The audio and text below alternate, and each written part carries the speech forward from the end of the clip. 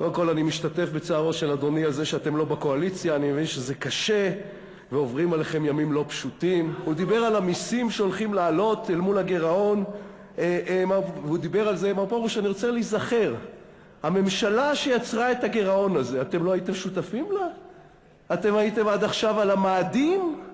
אתם הגעתם רק הבוקר למדינת ישראל? אתם ישבתם בכל ממשלה שהיא כבר 30 שנה, והגירעון הזה רשום על שמכם. אני רק זה שצריך לפתור את הגירעון שאתם יצרתם, וגם לא הייתם החברים הכי זולים בקואליציה הזאת, אני מזכיר לך. זה לא שאתם ישבתם ואמרתם שמתוך דאגה לעם ישראל אתם החלטתם לקחת פחות כסף מתקציב המדינה. אתה מדבר על שנאה לחרדים. איש אינו שונא אתכם.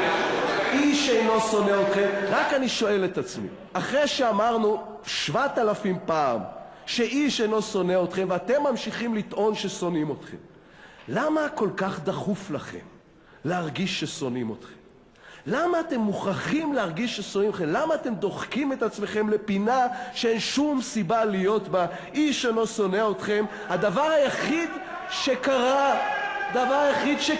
חבר הכנסת גפני, זה שאתם לא בקואליציה. זה נקרא דמוקרטיה, חבר הכנסת גפני. חברי הכנסת, חבר הכנסת איציק כהן, אני רוצה להזכיר לך, זה נאום הביטולים של שר לפיד, אסור להפריע לו.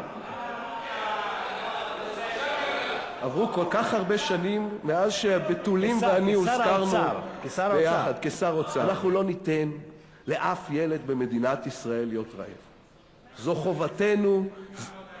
זו חובתנו לא לדאוג לזה שאף ילד במדינת ישראל לא ירעב, אנחנו נעמוד בה.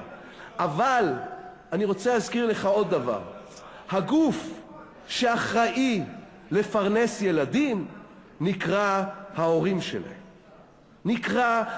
שלהם. כשאתה מביא ילד לעולם הזה, חבר הכנסת פרוש, אתה האדם הראשון שאחראי עליו. להביא ילד לעולם הזה זו אחריות כבדה, ואתה צריך להביא ילדים לעולם הזה לא מתוך הנחה שאנשים אחרים יפרנסו אותם, אלא מתוך הנחה שזו חובתך לפרנס את ילדיך. האם אנחנו מסכימים על הדבר הזה?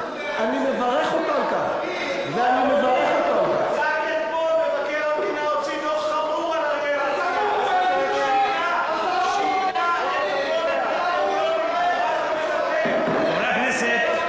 חבר הכנסת ליצמן, חבר הכנסת מיקי,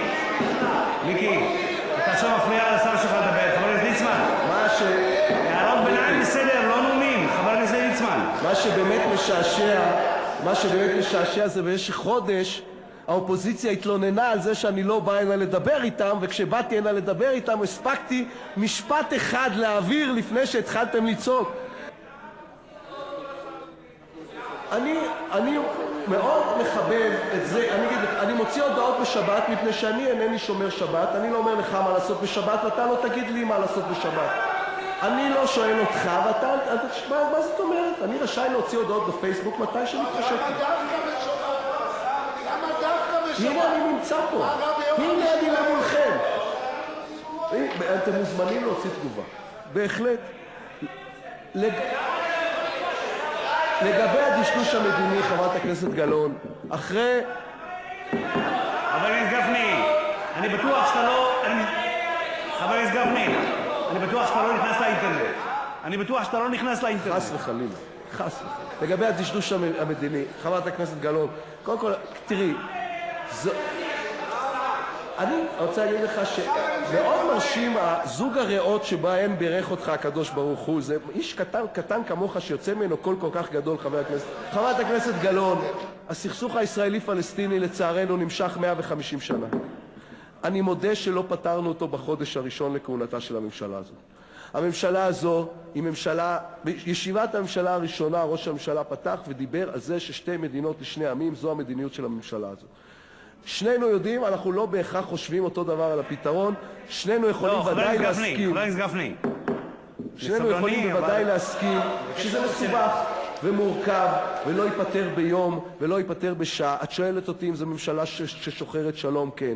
את שואלת אותי אם נעשה הכל כדי ליצור מצב שהמשא ומתן המדיני, לחזרה למשא ומתן המדיני? בוודאי.